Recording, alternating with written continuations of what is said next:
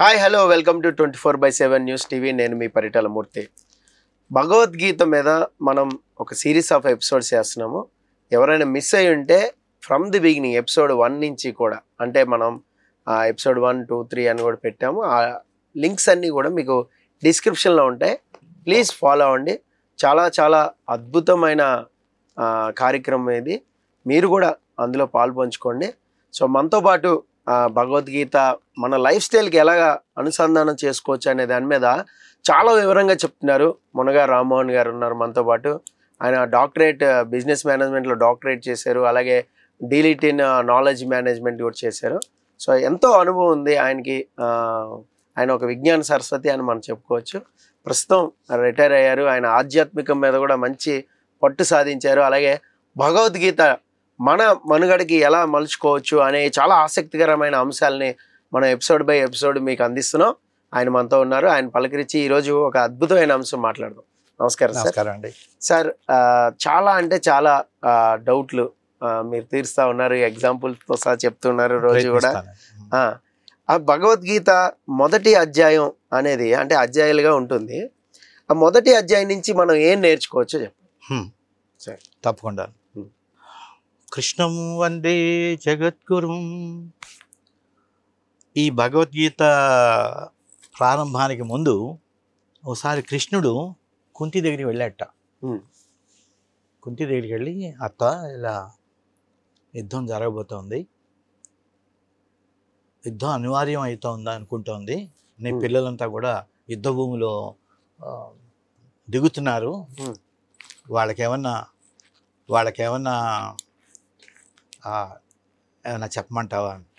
అప్పుడు Kunti, she was a princess, రాణి, మహారాణి కదా. కృష్ణ, ఇప్పుడు నా పిల్లలకి శాస్త్రధర్మాన్ని నిర్వర్తించుకోవడానికి సమయం ఆసన్నమైందని చెప్పాను. ఏమంది ఆవిడ? శాస్త్రధర్మాన్ని ఆచరించడానికి సమయం వచ్చింది అని చెప్పమంది. అంటే వాళ్ళు నేర్చుకున్న విద్యలన్నీ కూడా శాస్త్రధర్మం అంటే యుద్ధం. ధర్మానికి యుద్ధం చేయాలి కదా, శాస్త్రధర్మానికి అవకాశం వచ్చింది అని చెప్పు అంది. ఆవిడేమి నా పిల్లలు చచ్చిపోకుండా నువ్వు కాపాడు, లేకపోతే వాడికి రక్షణగా ఉండి ఇవేం చెప్పలే. ఆవిడ కర్తవ్యాన్ని బోధించింది. ఏం చెప్తోంది?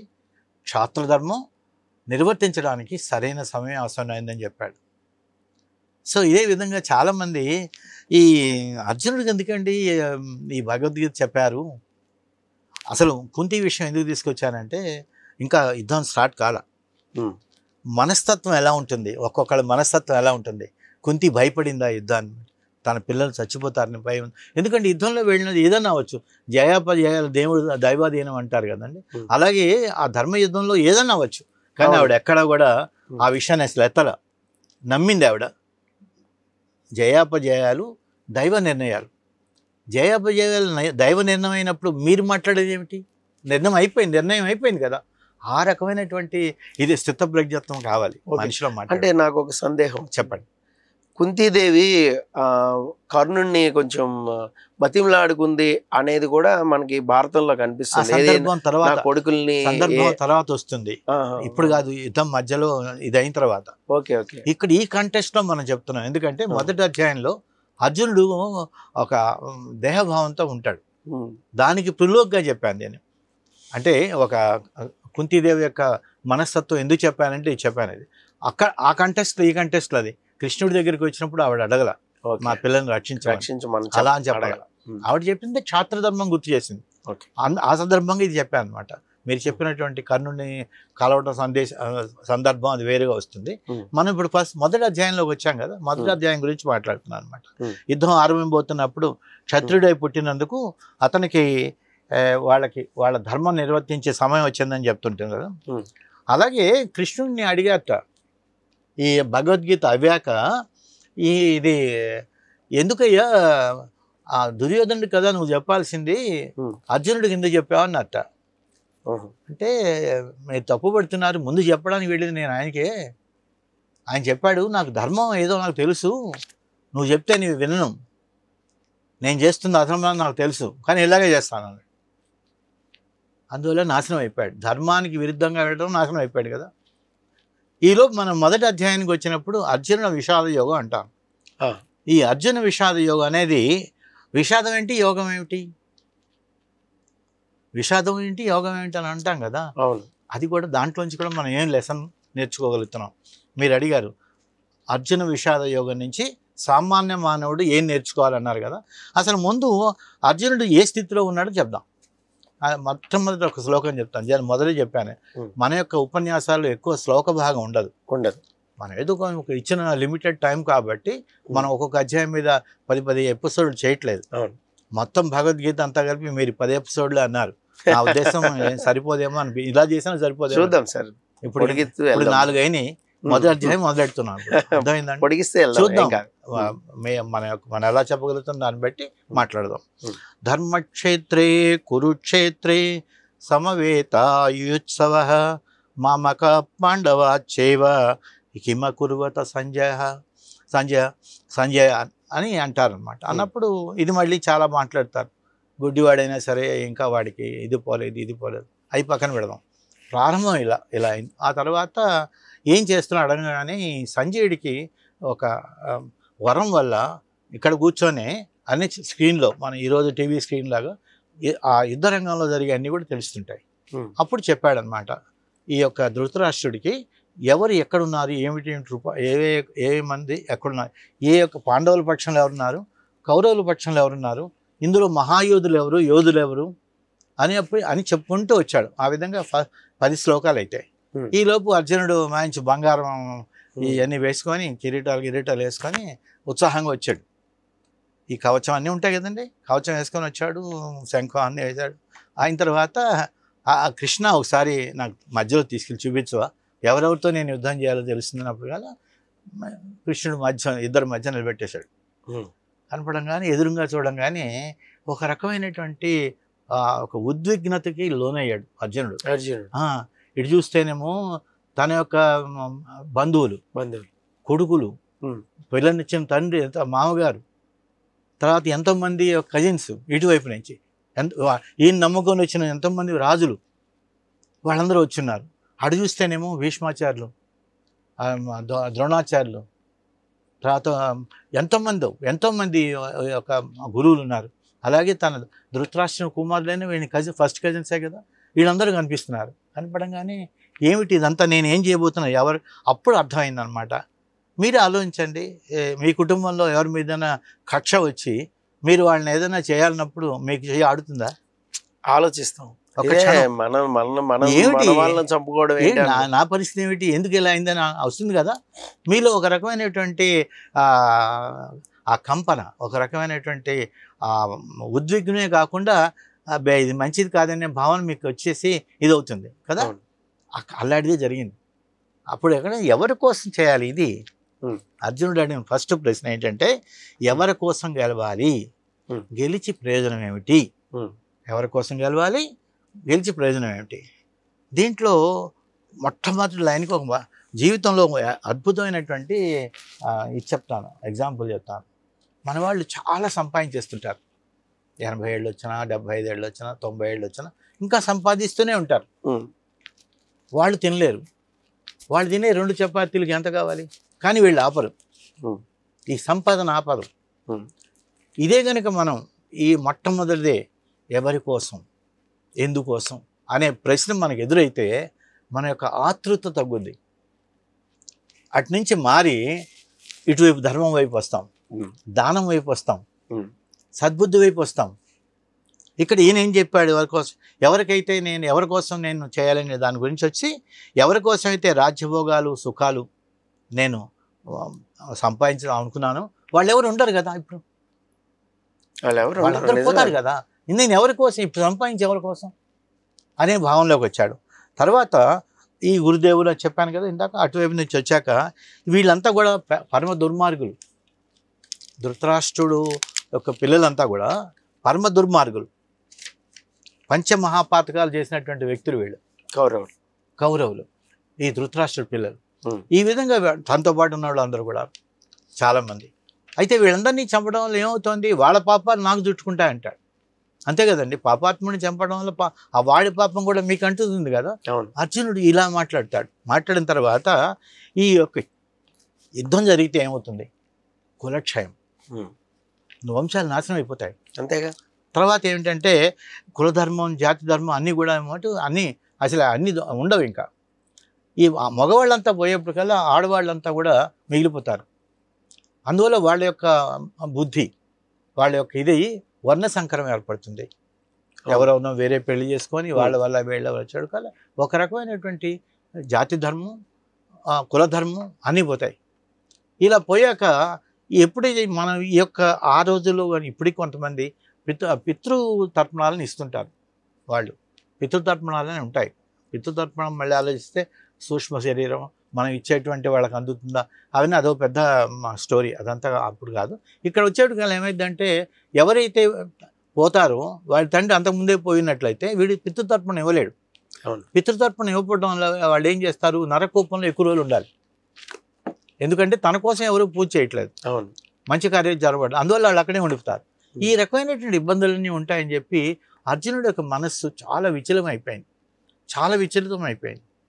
అయ్యేప్పటికల్లా ఏం చేయాలో తోచట్లా.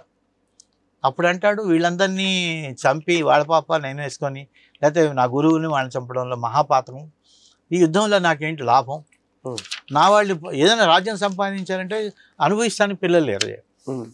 ఈ రకమైన స్థితిలో నేను ఎందుకు యుద్ధం చేయాలి అని చెప్పి ఆ బాణాలే కింద పడేస్తాడు.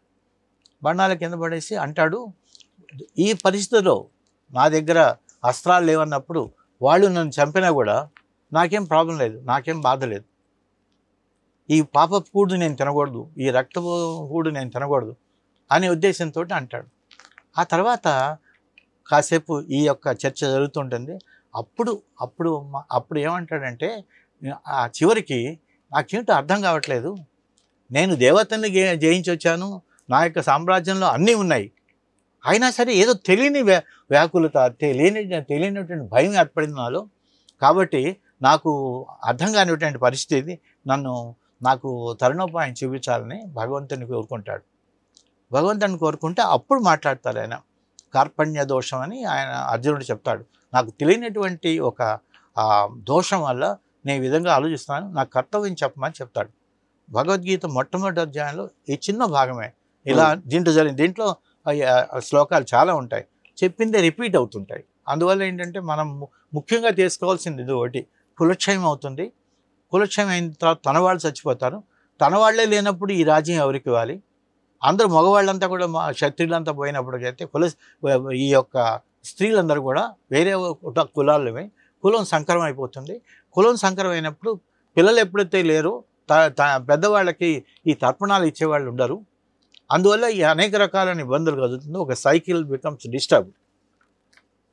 ఆ స్థితిలో నేను చేసేదానికంటే కూడా వేరే మరణమే బెటర్, నాకు మరణం వల్ల కూడా నాకు ఇదవుతుంది అనేటువంటి ఆ దృష్టిలోకి వచ్చేస్తాడు అప్పుడు. కానీ దీన్ని బట్టి మనం తెలుసుకోవాల్సింది ఏంటంటే, మామూలుగా అంత తేలిగ్గా విషాద యోగం గురించి మనం అంత ఏమీ లేదు ఇందులో లేదని చెప్పడానికి వీలేదండి. విషాద యోగంలో కూడా మనకి సందేశం ఉంది. సందేశం ఏమిటంటే, ఆయన మొట్టమొదటి అధ్యాయం అంతా ఒక రకమైన వ్యాకులత, రెండో అధ్యాయం మొదటి భాగంలో ఆయన విమర్శ చేసుకుంటాడు, ఆత్మవిమర్శ చేసుకుని అప్పుడు కృష్ణుడికి శరణాగతి అంటాడు. అప్పుడు దాకా బావ అన్నాడు, ఇప్పుడు బావ అండు, నేను నీకు శిష్యుడిని, నాకు మార్గం చూపించని అడుగుతాడు. ఆ తర్వాత మొదలెడతారు ఆయన.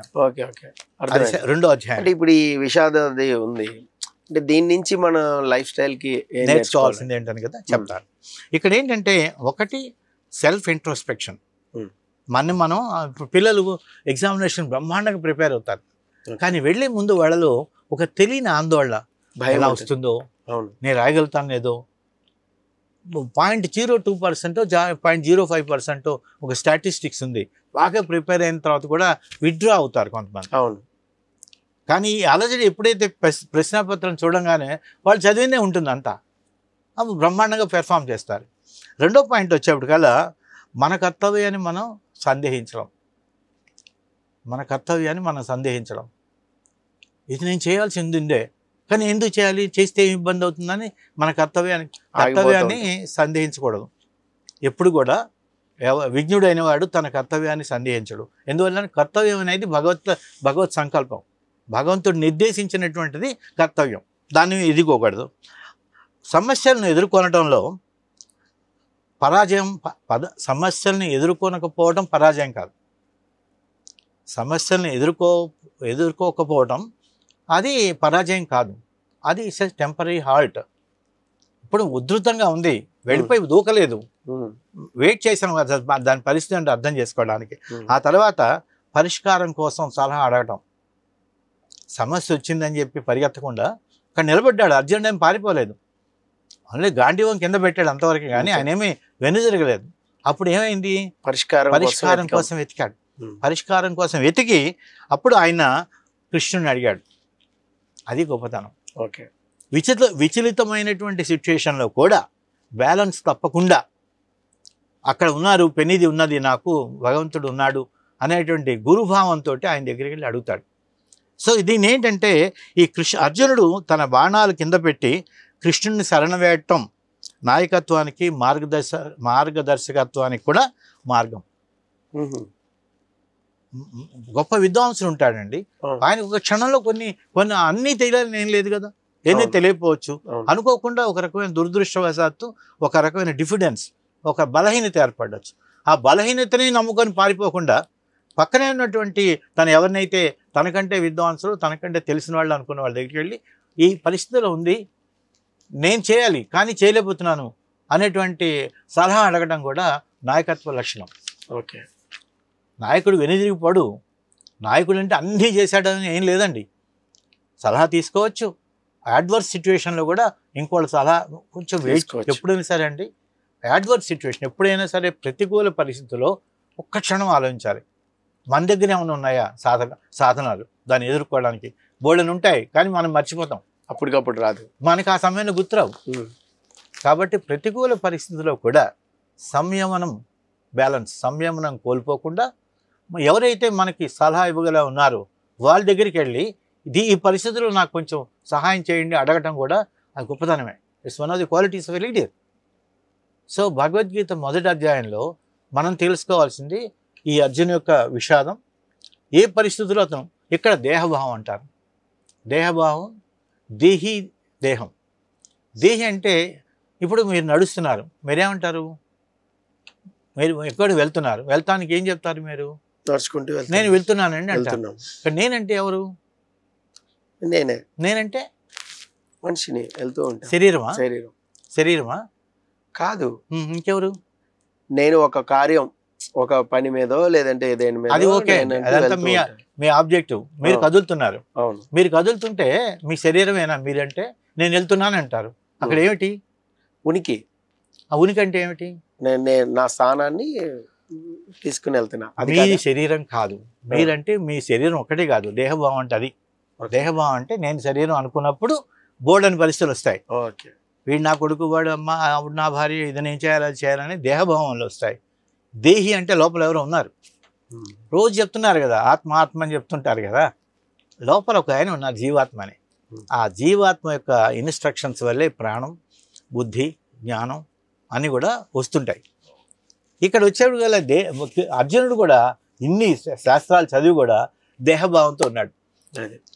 నా పిల్లలు, నా మనవాళ్ళు, నా మామగారు, గురువుగారు అని అంటున్నాడు ఆయన.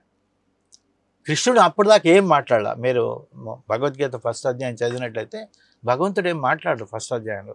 రెండో అధ్యాయంలో మళ్ళీ ఇంకొంచెంసేపు కొంచెం రికన్సైల్ అవనిస్తారు.